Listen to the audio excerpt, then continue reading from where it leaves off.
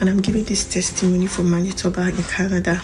Because last year we got a call that our family doctor had been transferred out of Manitoba and he was moving to another province, and we needed to get another family doctor. In September, I was able to secure one, and the new family doctor said he would have to run a physical check on us and do a blood work for the whole family member before he could accept us as his patients. So I was the first person that went in September. I did mine, and the following week my husband went with the kids to do theirs.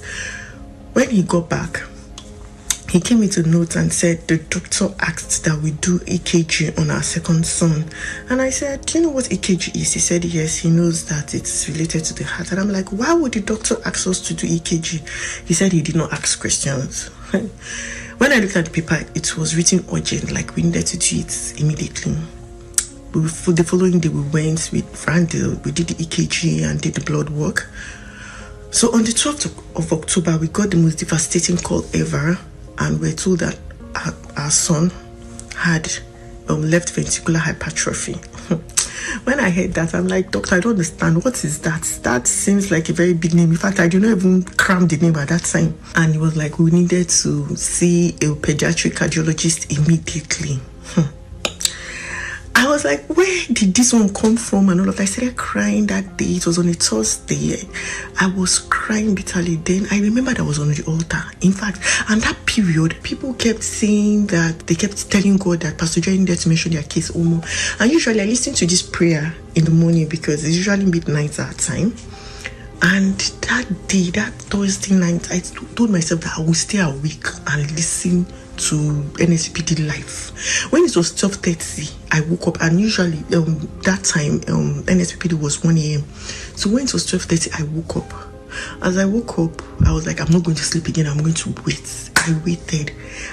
A few minutes into the prayer, Pastor Jerry just said, there is someone here, you have suffered from left ventricular hypertrophy. If you are the one, put it on the live stream. Left ventricular hypertrophy. And that's what I hear.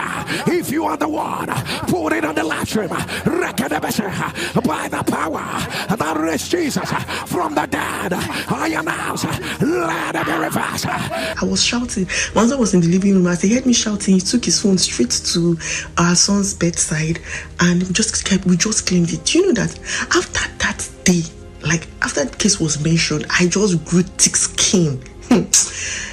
That's how we were referred to a pediatric cardiologist. In December, they did a total check on him. They had to put a machine on his heart for 24 hours. And after 2 weeks, I got a mail, and they were scheduling us to see a consultant and scheduling us for tests, further tests and all of that. And we went for the test. From doing EKG to doing heart scan. In fact, then they did heart scan. When they were doing the heart scan, they did it for over 45 minutes. The lady that was first doing it was confused. She had to go and call her senior rep and all of that. I kept saying, what you saw before, you will not see it again. When the consultant came, you know what the consultant did? He did not even sit down. There was no need for him to sit down. He said, woman, your son's heart is perfect. God. He was like, your son's heart is perfect. He said that he checked the EKG, he checked what my family doctor had written, he checked the first test, he checked the scan, and everything is perfect. Doctor, so what happened when my own family doctor had seen from the EKG that he had a heart condition? So now this other consultant is checking and he's saying he's not seeing anything. Hey God. And I asked him, I said, doctor, have we been discharged from this clinic? You know what he said? He said, you don't need me. Hey God. I said, doctor, I will not need you. My family will not need you. My friends will not need you. My generation will not need you. Even will not start from our head. I've come back to give God all the praise for what God cannot do does not exist. Thank you, Pastor Jerry. Thank you for building up our faith. In fact, when you say, if you don't have faith, my faith will work for you, I don't get faith, but I've been clinging